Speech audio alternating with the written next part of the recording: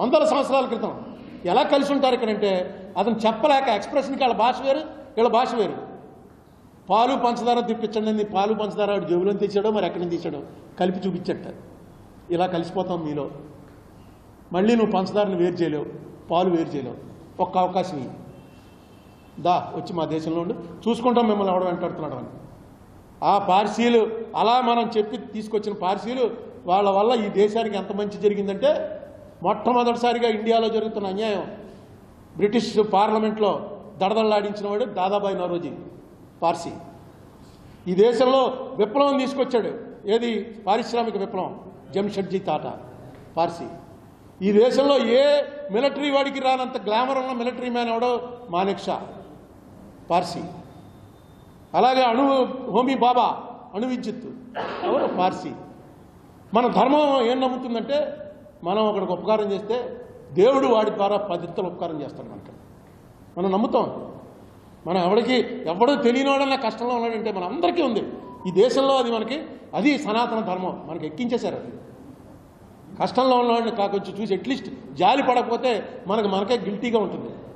ఏమి చేయలేకపోయాం కానీ కనీసం మనకు బాధ కలగలేదు ఎట్లా.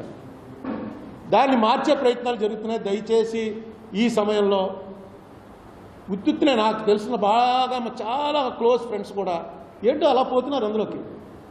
ఇది ఒక పెద్ద ఇది ఫార్వర్డ్ చేయటం దేశభక్తి అనుకుంటున్నారో ఏంటో కాదు. దేశభక్తి అంటే ఏంటంటే ఈ దేశం ఎలా పటిష్టంగా ఉండాలని ఆలోచన చేయండి. అందరం కలిసి ఉంటేనే పటిష్టం. ఈ మధ్య కొత్తగా మొదలెడుతున్నారు. ఏమని ఇక్కడ ఎందుకు ఉంచామండి? ఇప్పుడు పాకిస్తాన్లో హిందువులు ఎంతమంది ఉన్నారు? 1% ఉన్నారు. ఇండియాలో 12% ముస్లిమ్స్ ఎందుకు ఉండాలండి?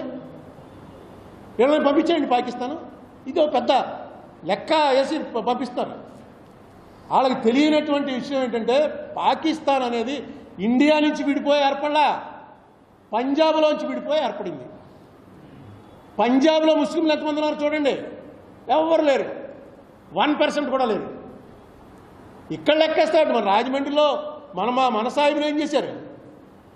పంజాబ్లో విడిపోయారు, దెబ్బలాడుకున్నారు, చచ్చారు, కొట్టుకున్నారు, చాలామంది చచ్చిపోయారు. అలాంటి మళ్ళీ ప్రపంచంలో జరగల అంత దారుణమైనటువంటి మైగ్రేషన్. మడ్రలే కనబడితేనే అక్కడ పంజాబ్లో అసలు ఒకరిని ఉంచలేదు. వాళ్ళు కనీసం 1% ఉంచారు. ఇది ఏంటంటే మామూలు జనాలకి బాగా ఎక్కుతుంటాయి. అవునండి, నిజమే కదండి. మనకి ఇక్కడ ఎందుకు వాళ్ళు ఉంటే నీకు నష్టం ఏంటి?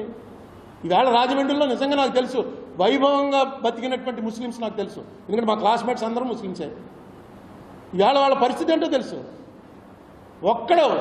ఒక్కడు సక్సెస్ఫుల్గా ఇదిగోరా నేను మీతోటి మీ హిందూ పెద్దలు ఈ మధ్య ఈ 40-50 ఏళ్లలో బాగుపడి కోట్లు సంపాదించిన వాళ్ళతోటి కనీసం 10వ వంతు నేను సంపాదించాను అని చెప్పగలవాడు ఒక్కడు లేడు.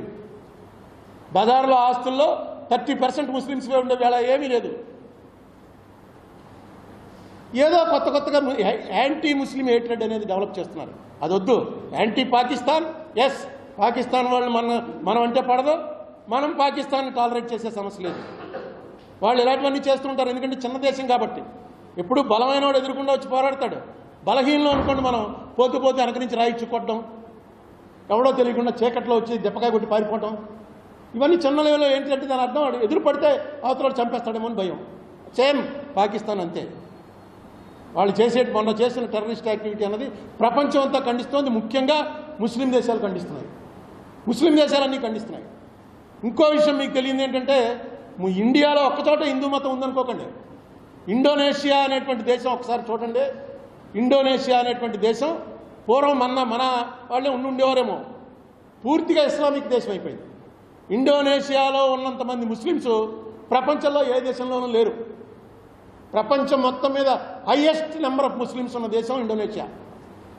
వాళ్ళ ప్రధాని, ప్రెసిడెంట్ అందరూ ఎప్పుడు ముస్లిమ్సే ఉంటారు.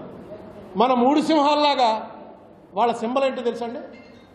మన 3 సింహాలు ఎలాగో వాళ్ళ సింబల్ గరుడ. గరుడ అంటే శ్రీ మహావిష్ణువు వాహనం. దాని గరుడకు కూడా వేరే పేరు కాదు, గరుడే దాని పేరు. వాళ్ళ కరెన్సీ నోట్ల మీద వినాయకుడు బొమ్మ ఉంటుంది. దేవుడి కింద చూస్తారు వాళ్ళు. ఇస్లాం తీసుకున్నారు.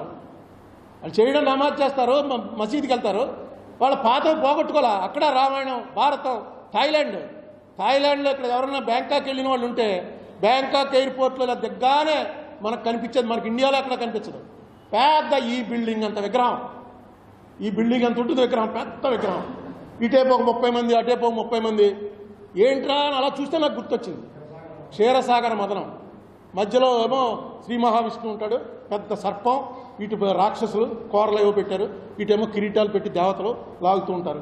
క్షీరసాగర మదనానికి థాయిలాండ్కి ఏంటంటే సంబంధం? అది కట్టింది ఎప్పుడు ఈ మధ్యనే, కొత్తది. వాళ్ళది కూడా ఇతిహాసం మనదే, వాళ్ళ పురాణాలు మనవే. మనది ఓల్డెస్ట్ సనాతన ధర్మం. అంటే ఎప్పుడు పుట్టిందో తెలియని ధర్మం. సనాతనం అంటే ఎప్పుడు వచ్చిందో తెలియదు, ఎవరు చెప్పారో తెలియదు. అది సనాతనం. మిగతా ధర్మాలన్నీ సంవత్సరాలు గడిచి పురాతన ధర్మాలు అయ్యాయి, కానీ సనాతన ధర్మం మనది ఒకటే. దీన్ని మరి ఎందుకు దీన్ని పొల్యూట్ చేసే ప్రయత్నాలు జరుగుతున్నాయో నాకైతే అర్థం కాలేదు. ఈ ప్రపంచం అంతా అంగీకరించే టైంలో ఇవాళ ప్రపంచం అంతా అంగీకరిస్తోంది. మీకు ఎప్పటి నుంచి మనల్ని ఫాలో అవుతూ వస్తున్నారు ఒకసారి చూడండి. హిరోషిమా నాగసాకి మీద బాంబు వేసాడు. ఆ బాంబు వేసిన వాడు వాడికి అసలు ఇక్కడ ఇండియా అనే దేశం కూడా అప్పుడు ఎక్కడుందో వాడికి తెలియని పరిస్థితి. ఇండియా అనే ఎక్కడో ఉంటుంది. ఇప్పుడు మన ఆఫ్రికాలో దేశాలు మనకు ఎలా తెలీదో అలాంటిది సాఫ్ట్వేర్ రాకముందు ఇండియా ఉంది ఎక్కడో అని. అలాంటిది వాడిని నీకేమనిపించిందా అని అడిగితే మీడియాతో ఏం చెప్పాడు తెలుసండి? నాదే ఉందండి అని భగవద్గీతలో శ్లోకం చదివాడు.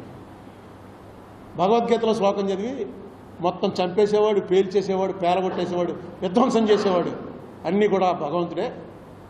వాళ్ళు ఆశ్చర్యపోయారు, ఇదేంటో ఏదో బాగా చెప్తున్నట్టు మేము అడుగుతుంటే ఇది ఇప్పుడుది కాదు, ఓల్డెస్ట్ ఇండియాలో చదివే భగవద్గీతలో శ్లోకం ఇది. మీరు ఒకసారి కొట్టండి నెట్లో. ఇవన్నీ అంత దీన్ని మిగతా మతాల్లాగే మంది ఒక మతం. వాడు చర్చికి వెళ్తాడు, వీడు మసీదుకి వెళ్తాడు. మన పిల్లలను కూడా తీసుకెళ్ళి గుడి అలవాటు చేయండి. మనకు ఎవడ అలవాటు చేసేటండి? మనమే హిందువుల నుంచి అందరూ జాయిన్ అయిపోతారా? ఏదో కారణం ఉంటే. ఇప్పుడు నాకు తెలిసి నా 70 ఏళ్ళ జీవితంలో ముస్లిం అయిన వాడు క్లాషెస్ క్లే అన్నవాడు ఎవరు? మొహమ్మద్ అలీ అనే బాక్సరు. ఇక్కడ మనకి రెహమాన్ మ్యూజిక్ డైరెక్టర్. ఇంకెవడు చెప్పండి, నాకు తెలియదు ఎప్పుడయ్యారో ముస్లింలోకి. క్రిస్టియన్స్ చాలామంది కన్వర్ట్ అవుతున్నారు. కారణాలు ఉన్నాయి దానికి. నమ్మారు వాళ్ళు. నమ్మడానికి బ్యాన్ లేదు మనకి. హిందూ మతంలో బ్యాన్ ఏం లేదు, నువ్వు నమ్మకూడదు వేరే మతాన్ని. నమ్మారు. అక్కడికి వెళ్ళానండి, ఆవేళ చర్చి దగ్గరికి వెళ్ళానండి, వెళ్ళి దేవుడా ఏంటిదంటే అప్పుడు దాకా మనసులో ఉన్న బాధ అంతా పోయిందండి. చర్చికి వెళ్తున్నాను, ఏంటి తప్పేంటంటాడు. అంటే బాప్టైజ్ ఎవరు ఏమవరు, క్రిస్టియన్స్ అంటాను, నేను క్రిస్టియన్ అండి ఏంటి. మరి ఎందుకు దీని మీద ఈ ద్వేషం అనేది పెంచడం? దయచేసి ఇటువంటి టైంలో క్రైసిస్లో, ఇది క్రైసిస్, కాశ్మీర్ బాగుపడిపోయింది అనుకున్నాను నేను. ఎందుకంటే వెళ్ళిపోతారు అంబానీ, ఆదానీ వీళ్ళందరి చేత పెట్టుబడులు పెట్టిస్తారు, అక్కడ ఏవో మంచి ఇవి కట్టిస్తారు, కాశ్మీరులకి ఏవేవో ఇస్తారు. ఇవన్నీ మోడీ గారు చెప్పారు. మోడీ గారు వాళ్ళ పార్టీ ఏర్పడిందే కాశ్మీర్ గురించి కాబట్టి ఖచ్చితంగా ఇంకా కాశ్మీర్లో ఈ యాక్టివిటీస్ని ఎలా ఆపేస్తారు అనుకున్నాం. కానీ ఇది చాలా చాలా పెద్ద ట్రాజడీ. తీసుకున్నారుగా స్టాండ్, ఇంకెంతకన్నా స్టాండ్ ఏంటి? సో నేను ఈ అవకాశాన్ని వాడుకుని రిక్వెస్ట్,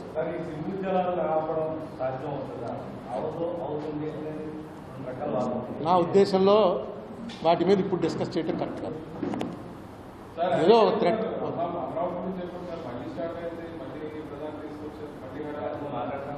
అమరావతి వాళ్ళకి ఎజెండా.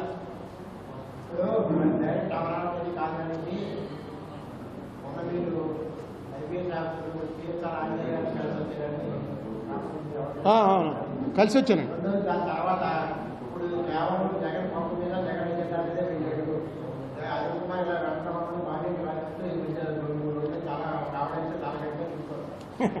ఇప్పుడు ఒకటి చెప్తాను మీకు, ఇది పార్టీకి కూడా నేను రాసుకొచ్చాను. తెలుగుదేశం వారికి ఇంతకుముందు వైసీపీ వారికి చెప్పింది మీకు గుర్తుండే ఉంటుంది.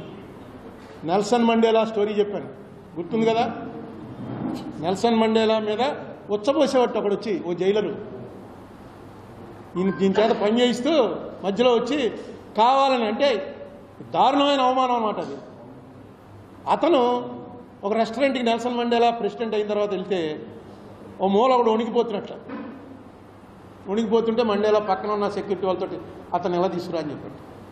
అతను వెంటనే లేచి వణికిపోతూ బాబు అని వీళ్ళు వెళ్ళగానే వాడు ఇంక అయిపోయింది నా లైఫ్ అనుకున్నాడు. తీసుకొచ్చి కూర్చోబెట్టారు. తినన్నాడు. ఏం బాగున్నావా అని అడిగాడు. వాడికి భయం వేసి అలా అయిపోతున్నాడు అని వీటితో కలిసి వీటి టేబుల్ మీద భోజనం చేశారు, మండేలా గారి టేబుల్ మీద. బయటకు వచ్చాక ఆ సెక్యూరిటీ వాడు ఎవడో క్లోజ్ వాడు అడిగట్టు, ఏమండి ఎవరతను అలా వణికిపోతున్నాడు, మీరు భోజనం పెట్టించారు. అప్పుడు చెప్పాట, నేను జైల్లో ఉన్నప్పుడు నా చేత రోజు పని చేయించేవారు తవ్వటాలు ఇవన్నీ. ఆ తవ్వుతున్నప్పుడు మంచినీళ్ళు అడిగాను అనుకో, వీడు వచ్చి నా మీద వచ్చుకోసేవాడు. ఎందుకే అంత కర్కశత్వం అన్నా సరే పరిపాలకుల దగ్గర మంచి పేరు రావాలనే ఉద్దేశంతో చేసేవాడు.